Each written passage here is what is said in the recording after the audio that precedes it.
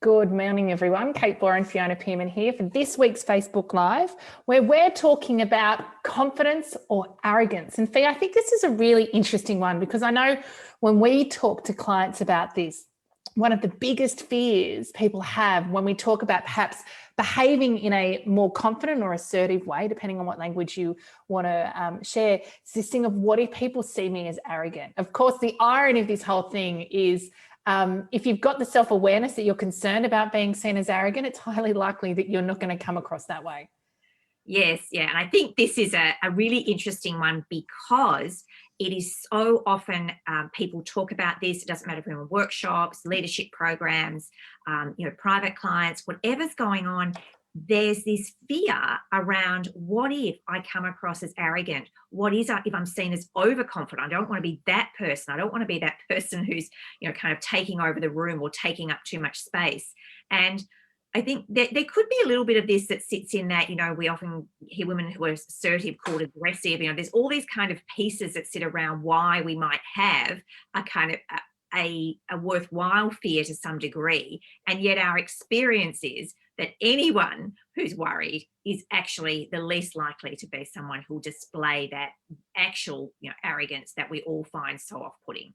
Yeah, I mean, I think we've all had an experience of someone who is arrogant. And so because I think viscerally that's a really off-putting, we're even more leveraged not to come across in that way. And I think the other piece is, because we're so heightened about not wanting to be seen or have a brand that kind of aligns in that direction, we often soften our language, downplay our strengths. Like we kind of almost contract because of that fear of perhaps being seen that way. And I think it's really important that we calibrate this a little bit, because in my experience, we often go the other way, right? Instead of actually really showcasing everything we have and are in a way that's appropriate, and really truly is and connects with what we would say is that core confidence, that grounded, centered, here's my value, I'm not fearful of being judged, I'm really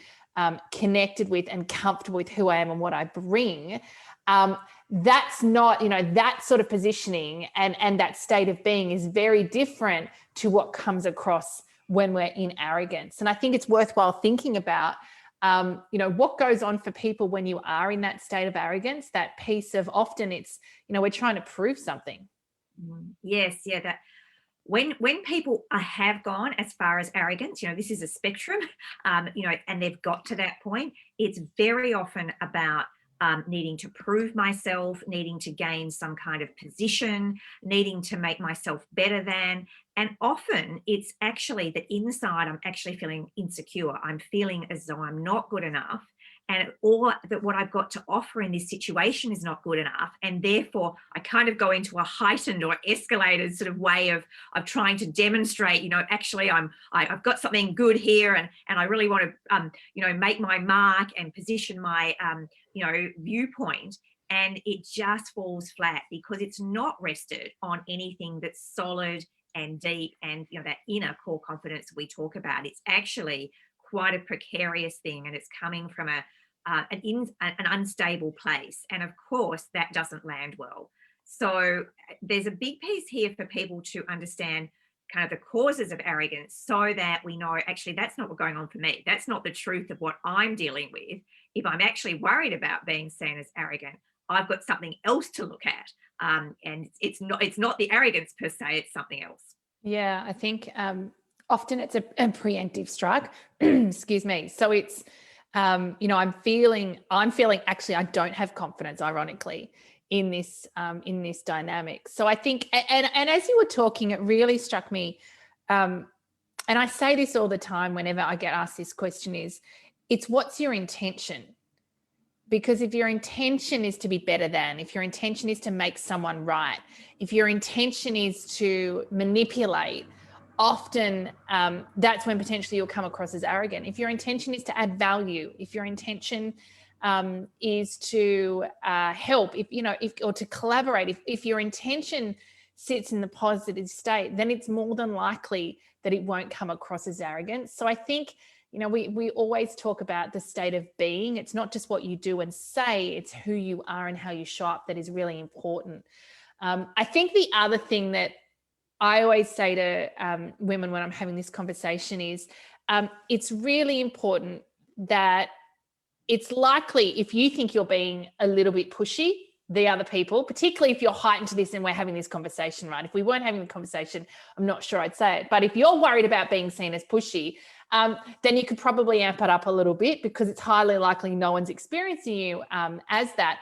But the importance of seeking feedback, importance of being able to find that sweet spot where you do come across as grounded, as confident, as showcasing your value, as contributing, as collaborating, but that you're able to seek feedback, both constructive and, you know, the positive, the supporters in your world, that you're able to seek that feedback, calibrate it with your own experience of what's going on inside, to be able to understand maybe where it could be hitting the line towards arrogance, and being aware of what that distinction is for you. And it's going to be different for everyone. This is not a, you know, a formula that says 1 + 2 + 3 equals arrogance.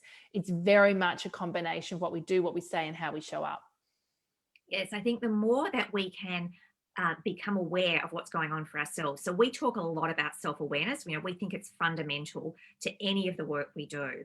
So your ability to be self-aware about what's happening to myself and also the impact and the effect on others, that really is the thing, some of the work to start doing around this. If you have a worry about being arrogant, if you have a concern about that, then start, you know, noticing for yourself what is your impact. As you said, quite often women in this case are still not, you know, asserting themselves as much as they could, and other people would expect them to. So you can experiment a little bit here. We often talk about try small things. You know, maybe you can try small things, see that how that lands.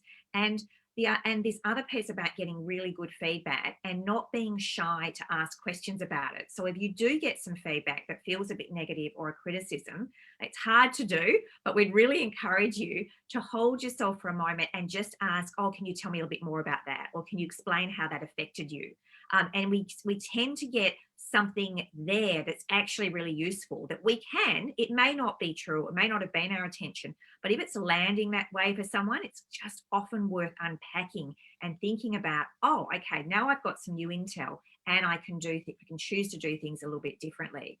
So the more, as you say, we get feedback and we calibrate it and we become more self-aware, I think the more we're able to show up in a way that is congruent, has that, you know, really honest, beautiful, clear intention about what I'm doing, and is very rarely, if ever, going to spill into something that anyone would see as arrogant.